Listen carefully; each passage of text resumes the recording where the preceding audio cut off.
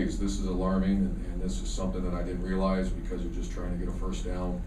But our goal in 2005 is to have the fastest team in college football. And I know there's injuries, issues, all kinds of excuses that maybe we're not hitting the big plays. However, the obvious one would be that what I just said, the not so obvious to the outside, but on the inside is maybe it's a lack of execution, lack of blocking the edge, whatever it may be, and that's what we're going to really work on this week. Our running backs have accounted for 4 for the year. Just to give in relative terms, we had 5 in one game last year against FSU, so that tells you the lack of production. None in the last 5 games from the running back position. We've had, we've always been, and I don't have this stat, I should have tried to rally this up for you, but we've always, I believe we've been #1 in America. I'd be hard pressed to say that we haven't had more big plays than any school in the country the last few years. So that has to be addressed. What's the solution? I have speed written down in real bold letters right here. I have perimeter blocking, and then I have execution of the play call. Number 3, pass efficiency. We've always been #1. We're #1 in the country for the last several years combined. We've always been extremely high. We expect our expectation level is about 160, 165 as passer rating, and we're currently at 117. The last 3 games were at 98.5. That is at no.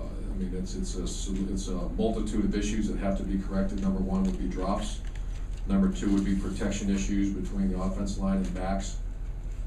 And number 3 would be execution of the play. But that's when you start figuring at 160 to a 98.5. That has to be corrected.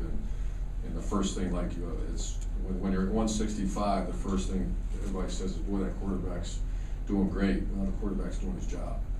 It's also the offensive line and running backs not missing protection. We've had some missed protections, and guys are making plays down the field, so that has to be improved.